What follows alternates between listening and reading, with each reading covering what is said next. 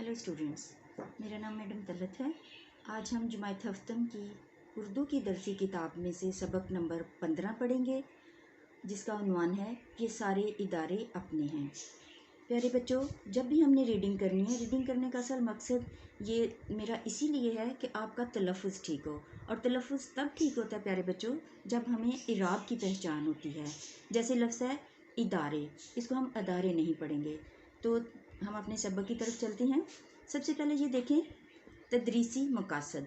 हमें पहले लफ्ज़ का मतलब आना चाहिए कि ये सबक पढ़ने का हमारा मकसद क्या है।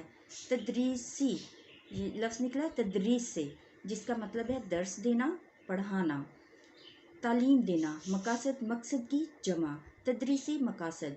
यानी कि ये जो हमारा आज का सबक है जिसका उन्वान है ये सारे इदारे अपने हैं, ये पढ़ने का हमारा मकसद क्या है, ये पढ़कर हमें किन किन जगहों का, किन किन चीज़ों का पता चल सकेगा, हम क्या मालूमात हासिल कर सकेंगे।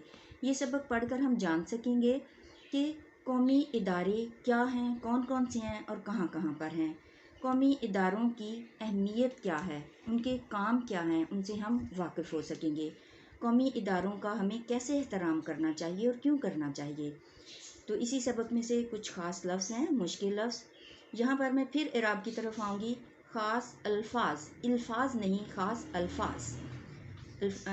इराब पे आपने तलफ़ुज़ पे ध्यान रखना है। अपनी किताब खोलें, हर लफ्ज़ पे उंगली रखें।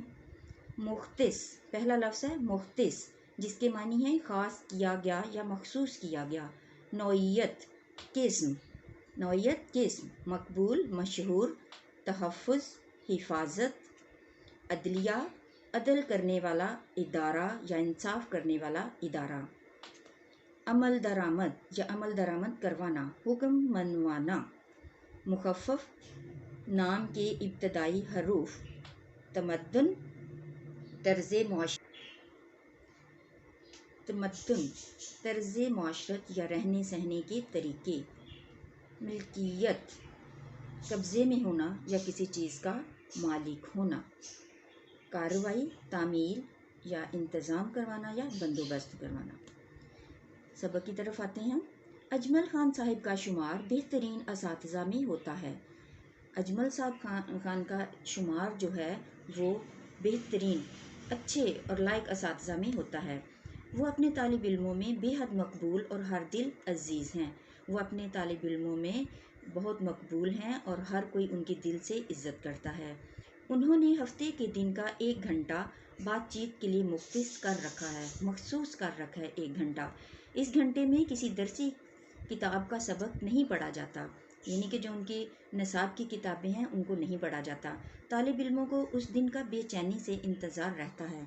तालिब इल्म जो हैं वो उस दिन का बेचैनी से इंतज़ार करते हैं कि कब वो अपने उस्ताद के साथ दूसरे उन्वानात पर बात कर सकते हैं।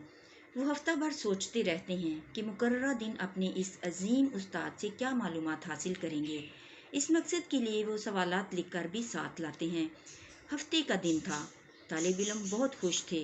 अजमल ख़ान साहिब जमायत में तशरीफ़ लाए। तमाम तालिब इल्म एहतरामन खड़े हो गए, एहतरामन अदब के साथ। उस्ताद मोहतरम ने कहा, अस्सलामु अलैकुम। तालिब इल्मों ने सलाम का जवाब दिया। अजमल ख़ान साहिब ने उन्हें बैठने का इशारा किया। इसके बाद उन्होंने तालिब इल्मों से उनका हाल अहवाल दरियाफ़्त किया। तालिब इल्मों से उनका हाल चाल पूछा। यहाँ ये इस निशान की तरफ आएँ। ये अगरचे मैं आपको ग्रामर में बताऊँगी, लेकिन यहाँ भी देखें, इस निशान को कहते हैं ख़त्मा। जैसे इंग्लिश में फुल स्टॉप कहते हैं और उर्दू में हम इसको ख़त्मा का लफ्ज़ इस्तेमाल करते हैं इसके लिए। एक तालिब इल्म खड़ा हुआ और उसने बड़े अदब से कहा, जनाब। अब ये देखें, ये निदाया निशान है। जब हम किसी को मुखातिब करते हैं तो ये निशान लगाते हैं। मैंने पढ़ा है कि हमें अपने कौमी इदारों का एहतराम करना चाहिए। आप हमें बताइए ये कौमी इदारे क्या होते हैं। अब बच्चों देखें, जहाँ हमने देखा था कि इनके काम के बारे में, ये इदारे क्या काम करते हैं, और जो बच्चे ने वही सवाल यहाँ पे किया है अपने उस्ताद साहिब से। अजमल ख़ान साहिब ने उस तालिब इल्म को शाबाश दी कि उसने एक उम्दा सवाल किया, कि उसने एक शानदार सवाल पूछा है। उन्होंने कहा, आज हमारा मौजू होगा हमारे कौमी इदारे। मौजू होगा, आज का जो उन्वान होगा वो है कौमी इदारे। अजमल ख़ान साहिब ने तालिब इल्मों को बताया कि हमारे मुल्क में एक कौमी असम्बली काम करती है। पूरे मुल्क से लोग اپنے نمائندے چن کر اس اسمبلی میں بھیجتے ہیں، جس جگہ یہ نمائندے بیٹھتے ہیں۔ نمائندے کا مطلب ہے چنے ہوئے لوگ، منتخب کیے ہوئے لوگ۔ اسے پارلیمنٹ ہاؤس کہتے ہیں۔ یہ اسلام آباد میں ہے۔ پارلیمنٹ کے سربراہ کو وزیر اعظم کہتے ہیں۔ سربراہ کا مطلب ہے رہنمائی کرنے والا۔ وزیر اعظم کی مدد کے لیے وزراء موجود ہوتے ہیں۔ وزراء، وزیر کی جمع۔ یہ اسمبلی ہمارا اہم قومی ادارہ ہے۔ یہی وہ ادارہ ہے جو ملک کے لیے قانون بناتا ہے۔ قومی نوعیت کے معاملات پر یہاں اہم فیصلے کیے جاتے ہیں اور ملکی پالیسیاں بنائی جاتی ہیں۔ نوعیت، قومی نوعیت، قومی قسم کے طالب علموں نے کہا، واقعی قومی اسمبلی بہت اہم ادارہ ہے۔ استاد محترم نے طالب علموں سے پوچھا، ہمارے ملک کی سرحدوں کی حفاظت کون کرتا ہے؟ جیسے میں نے پہلے آپ کو بتایا کہ اس نشان کو ہم ختمہ بولتے ہیں۔ یہ سوالیہ نشان ہے، اس لیے ہم نے اس جملے کو پڑھنا بھی اسی طرح سے جیسے ایک سوال پوچھا جا رہا ہے۔ ہمارے ملک کی سرحدوں کی حفاظت کون کرتا ہے؟ سب طالب علموں نے بیک زبان جواب دیا، ہماری فوج۔ بیک زبان، ایک ہی آواز میں یا ایک ساتھ۔ استاد محترم نے کہا، بالکل ٹھیک، ہماری فوج ہماری سرحدوں کی محافظ ہے، ہماری سرحدوں کی محافظت کرتی ہے، نگہبانی کرتی ہے۔ یہ کسی کو اجازت نہیں دیتی کہ وہ ہمارے ملک کی طرف میلی آنکھ سے دیکھے۔ میلی آنکھ کا مطلب بری آنکھ سے۔ اگر ملک پر اچانک کوئی آفت ٹوٹ پڑے تو اس موقع پر بھی پاک فوج ہمارے بھائیوں کی خدمت کے لیے موجود ہوتی ہے۔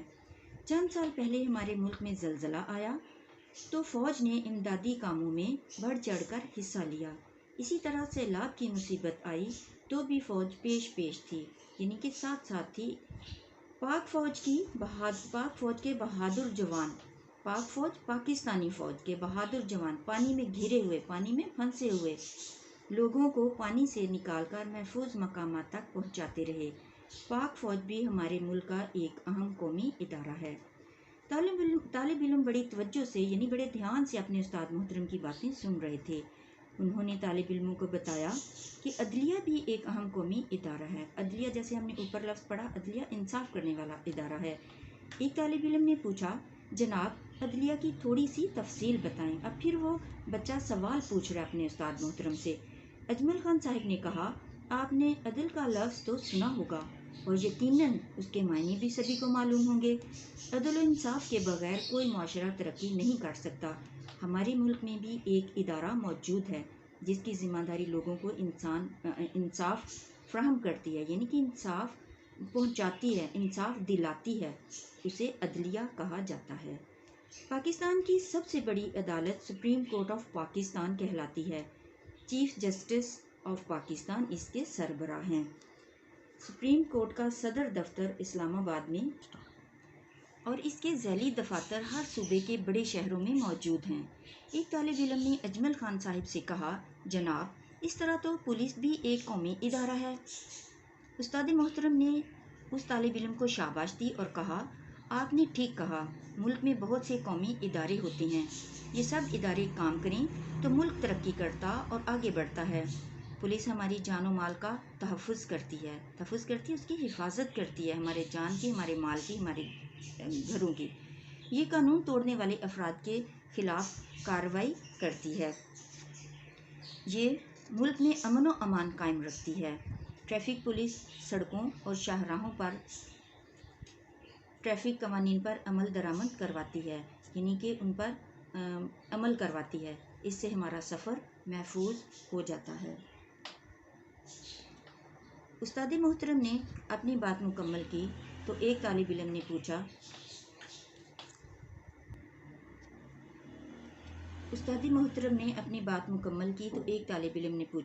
جناب ان کے علاوہ ہمارے ملک میں اور کون سے ادارے ہیں؟ استاد محترم نے کہا، بھائی ہمارے ملک میں صحت اور تعلیم کے بہت سے ادارے کام کر رہے ہیں۔ قصبوں اور شہروں میں ہزاروں چھوٹے بڑے صحت کے مراکز اور ہسپتال کام کر رہے ہیں۔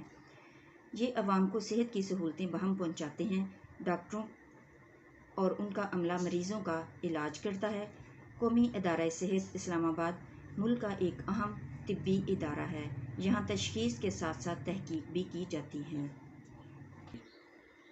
تشخیص کا بچوں مطلب ہے مرض جاننا اور تحقیق کا مطلب ہے سچ معلوم کرنے کے لیے جستجو کرنا۔ آج ہم سبق کا ایک حصہ پڑھ رہے ہیں۔ اگلی ویڈیو میں ہم سبق کا دوسرا حصہ پڑھیں گے، ساتھ مشکل الفاظ کے معنی کریں گے اور ساتھ پہلے حصے کے اور دوسرے حصے کے مشقی سوالات کے جوابات بھی میں آپ کو بتاؤں گی۔ تو آج کی ہماری ویڈیو یہاں پہ ختم ہوتی ہے۔ اگلی ویڈیو خدا کے فضل سے ہم جلد دیکھیں گے اور پڑھیں گے۔ آپ اتنی دیر اپنا دھیان رکھیں، اپنے گھر والوں کا دھیان رکھیں اور اچھی طرح سے پڑھیں۔ خدا آپ کو برکت دے۔